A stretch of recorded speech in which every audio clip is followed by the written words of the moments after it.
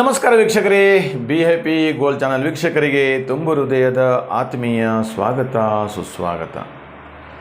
ಓಂ ಯಾ ದೇವಿ ಸರ್ವಭೂತೇಷು ಲಕ್ಷ್ಮೀರೂಪೇಣ ಸಂಸ್ಥಿತ ನಮಸ್ತಸ್ಯೈ ನಮಸ್ತಸ್ಯೈ ನಮಸ್ತಸ್ಯೈ ನಮೋ ನಮಃ.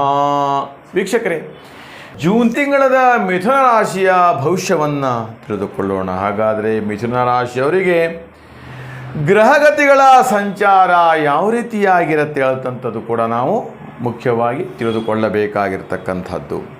ನೋಡಿ, ಮಿಥುನ ರಾಶಿಯವರಿಗೆ 12ನೇ ಮನೆ ಅಂದರೆ ವೃಷಭ ರಾಶಿಯಲ್ಲಿ ಗುರುಗ್ರಹ ಇರುವುದು, ಹಾಗೆ ಶುಕ್ರಗ್ರಹ ಇರುವುದು, ರವಿಗ್ರಹ ಇರುವುದು, ಇದು ನಷ್ಟಸ್ಥಾನ ಹೇಳ್ತಕ್ಕಂಥದ್ದು. ಮಿಥುನ ರಾಶಿಯವರಿಗೆ ಇದು ಭಾಳ ನಷ್ಟವನ್ನು ಕೊಡುವಂಥ ಸ್ಥಾನಗಳು ಹೇಳತಕ್ಕಂಥದ್ದು. ಹಾಗೆ ಮಿಥುನ ರಾಶಿಯಿಂದ ಕನ್ಯಾ ರಾಶಿಯಲ್ಲಿ ಅಂದರೆ 4ನೇ ಮನೆ ಕನ್ಯಾ ರಾಶಿ, ಇದು ಚತುರ್ಥ ಕಾರಕನಾಗಿರ್ತಕ್ಕಂಥದ್ದು. 4ನೇ ಮನೆ ಕಾರಕನಾಗಿರ್ತಕ್ಕಂತಹ ಬುಧ ಮನೆ ಹೇಳ್ತಕ್ಕಂಥದ್ದು. ಈ 4ನೇ ಅಧಿಪತಿ ಆಗಿರ್ತಕ್ಕಂಥ ಬುಧ ಎಲ್ಲಿದ್ದಾನೆ, ಅವನು ಹೋಗಿ ಮೇಷರಾಶಿಯಲ್ಲಿ ಕೂತ್ಕೊಂಡಿದ್ದಾನೆ. ಮೇಷರಾಶಿ ಇದು ಕೂಡ ಏನಾಗುತ್ತೆ, ವೃಷಭ ರಾಶಿಯವರಿಗೆ ಲಾಭವಾಗಿರ್ತಕ್ಕಂತಹ ಸ್ಥಾನವಾಗಿರುತ್ತೆ. ಮಿಥುನ ರಾಶಿಯವರಿಗೆ ನೋಡಿ, ಭಾಳ ವಿಶೇಷವಾಗಿ ಏನಾಗತ್ತೆ, ಈ ಮೇಷರಾಶಿ ಲಾಭಸ್ಥಾನಾಧಿಪತಿ ಕುಜ ಎಲ್ಲಿದ್ದಾನೆ, ಅವನು ಹೋಗಿ 12ನೇ ಮನೆಯಲ್ಲಿ ಕೂತ್ಕೊಂಡಿದ್ದಾನೆ.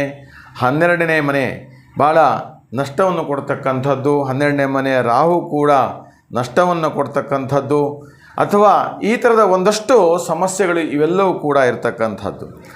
ಹಾಗೆ ವೃಶ್ಚಿಕ ರಾಶಿಯಲ್ಲಿ ಚಂದ್ರ, ಕುಂಭ ರಾಶಿಯಲ್ಲಿ ಶನಿ, ಹಾಗೆ ಮೀನರಾಶಿಯಲ್ಲಿ ಕುಜಗ್ರಹ ಮತ್ತು ರಾಹುಗ್ರಹ ಹೇಳತಕ್ಕಂಥದ್ದು.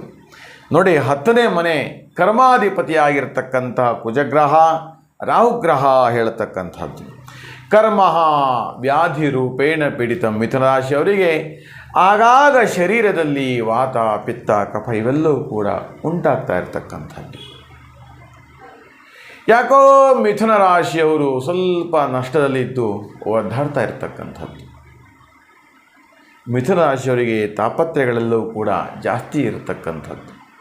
ಜೂನ್ ತಿಂಗಳಲ್ಲಿ ಖರ್ಚು ಜಾಸ್ತಿ ಇರುತ್ತೆ, ಆದಾಯ ಕಡಿಮೆ ಇರುತ್ತೆ. ಯಾವ ಕಡೆಯಲ್ಲೂ ಮಿಥುನ ರಾಶಿಯವರಿಗೆ ಹಣ ಬರ್ತಾ ಇಲ್ಲಲ್ಲ ಹೇಳತಕ್ಕಂಥದ್ದನ್ನು ಸೂಚಿಸುತ್ತೆ ಹೇಳ್ತಕ್ಕಂಥದ್ದು. ಜೂನ್ ತಿಂಗಳದ ಮಧ್ಯಭಾಗ ಮತ್ತು ಆರಂಭದಲ್ಲಿ ಎಲ್ಲವೂ ಕೂಡ ಸ್ವಲ್ಪ ಸಮಸ್ಯೆಗಳು ಉದ್ಭವಿಸುತ್ತೆ ಹೇಳ್ತಕ್ಕಂಥದ್ದು. ಹಾಗಾದರೆ ಬೇರೆ ಯಾವ ಥರದಲ್ಲಿ ಒಳ್ಳೆಯದಿದೆ ಹೇಳತಕ್ಕಂಥದ್ದು, ವಿದ್ಯಾರ್ಥಿನಿಯರಿಗೆ ಕೂಡ ತುಂಬ ಚೆನ್ನಾಗಿ ಉತ್ತಮ ಅಂಕವನ್ನು ಪಡೆಯುವಂಥದ್ದು, ಒಳ್ಳೆಯ ವಿದ್ಯಾಭ್ಯಾಸವನ್ನು ಮಾಡ್ತಕ್ಕಂಥದ್ದು, ಅಥವಾ ಮಕ್ಕಳಿಗೆ ಕಂಕಣ ಭಾಗ್ಯ ಕೂಡಿ ಬರ್ತಕ್ಕಂಥದ್ದು, ಒಳ್ಳೆ ಸುಂದರವಾಗಿರ್ತಕ್ಕಂಥದ್ದು. ಎಷ್ಟೋ ದಿನಗಳಿಂದ ಮಕ್ಕಳನ್ನು ಮದುವೆ ಮಾಡಬೇಕು ಹೇಳ್ತಕ್ಕಂಥದ್ದು ಆಲೋಚನೆ ಉಂಟಾಗಿರುತ್ತೆ. ಒಳ್ಳೆಯ ವರವನ್ನು ಹುಡುಕ್ತಕ್ಕಂಥದ್ದು ಅಥವಾ ವಧುವನ್ನು ಹುಡುಕ್ತಕ್ಕಂಥದ್ದು, ಅಥವಾ ಮಕ್ಕಳ ವಿದ್ಯಾಭ್ಯಾಸಕ್ಕಾಗಿ ವಿದೇಶಕ್ಕೆ ವ್ಯಾಸಂಗಕ್ಕೆ ಕಳೆಯುವಂಥದ್ದು, ವಿದೇಶದ ಪ್ರಯಾಣ ಮಾಡ್ತಕ್ಕಂಥದ್ದು, ತೀರ್ಥಯಾತ್ರೆಗಳನ್ನು ಮಾಡ್ತಕ್ಕಂಥದ್ದು, ಎಲ್ಲೋ ಒಂದಿಷ್ಟು ಕೂಡಿಟ್ಟಿರ್ತಕ್ಕಂಥ ಹಣ ಅದನ್ನು ಪಡೆಯುವಂಥದ್ದು ಅಥವಾ ಅದನ್ನು ತೆಗೆಯುವಂಥದ್ದು. ಯಾಕೆಂದರೆ ಬೇರೆ ಯಾವುದೂ ಆದಾಯಗಳಿರಲ್ಲ. ಎಲ್ಲೋ ಒಂದು ಕಡೆ ಶೇರು, ಮ್ಯೂಚುವಲ್ ಫಂಡು, ಅಥವಾ ಈ ಹಿಂದೆ ಬ್ಯಾಂಕ್ ಡಿಪಾಸಿಟ್ ಫಿಕ್ಸೆಡ್ ಮಾಡಿರ್ತದೆ, ಅದನ್ನು ತಗೊಳ್ಳುವಂಥದ್ದು. ಅಂದರೆ ಬೇರೆ ಕಡೆ ಎಲ್ಲೂ ಸಿಗದೆ ಅಂತ ಕಾರಣದಲ್ಲಿ ಅದನ್ನು ಉಪಯೋಗಿಸ್ತಕ್ಕಂಥದ್ದು, ವಿನಿಯೋಗ ಮಾಡುವಂಥ ಈ ಥರದ ಒಂದಷ್ಟು ಬಾಧಕಾಧಿಪತಿಯುಗಳು ಇರತಕ್ಕಂಥದ್ದು. ಹಾಗೆ ಪಿತ್ರಾಜಿತ ಸಂಬಂಧಪಟ್ಟಂಥ ಆಸ್ತಿಗಳಲ್ಲಿ ಕೂಡ ಸ್ವಲ್ಪ ವಾದ ವಿವಾದಗಳು ಕೂಡ ನಡೆಯುವಂಥದ್ದು, ಎಲ್ಲೋ 3ನೇ ವ್ಯಕ್ತಿಗಳಿಂದ ಅದು ಶಮನಗೊಳ್ಳುವಂಥದ್ದು. ಹಾಗೆ ಮಿಥುನ ರಾಶಿಯವರಿಗೆ ಸಂತಾನ ಭಾಗ್ಯವು ಕೂಡ ಅನುಗ್ರಹಿಸ್ತಕ್ಕಂಥದ್ದು. ಎಲ್ಲೋ ಒಂದು ಕಡೆ ನಾರಿ ಭಾಗ್ಯ, ಪುರುಷ ಪುಣ್ಯ ಹೇಳ್ತಕ್ಕಂಥದ್ದು, ಹೆಂಡತಿಯೇ ಯೋಗದಿಂದ ಗಂಡನಿಗೆ ಒಳ್ಳೆಯದಾಗುವಂಥದ್ದು ಕೂಡ ತುಂಬ ಇರತಕ್ಕಂಥದ್ದು. ಸಂಸಾರದ ಬದುಕಿನಲ್ಲಿ ಹೆಂಡತಿಯ ಭಾಗ್ಯವು ಕೂಡ ಬಹಳ ಮುಖ್ಯ. ಅದು ಮಿಥುನ ರಾಶಿಯವರಿಗೆ ಲಭಿಸ್ತಕ್ಕಂಥದ್ದು. ಮಿಥುನ ರಾಶಿಯವರಿಂದ ಎಲ್ಲೋ ಒಂದು ಕಡೆ ಆಸ್ತಿಗಳು ಬರುವಂಥದ್ದು, ದಾಯಾದಿಗಳಿಂದ ಆಸ್ತಿ ಪರವಾಗಿ ಹಣ ಬರ್ತಕ್ಕಂಥದ್ದು, ಯಾವುದೋ ಒಂದು ರೀತಿಯಲ್ಲಿ ಭಾಳ ಒಂದು ಸೊಗಸಾದ ರೀತಿಯಲ್ಲಿ ವ್ಯವಹಾರವನ್ನು ಬಗೆಹರಿಸ್ತಕ್ಕಂಥದ್ದು ಕೂಡ ಮಿಥುನ ರಾಶಿಯವರಿಗೆ ಇರತಕ್ಕಂಥದ್ದು.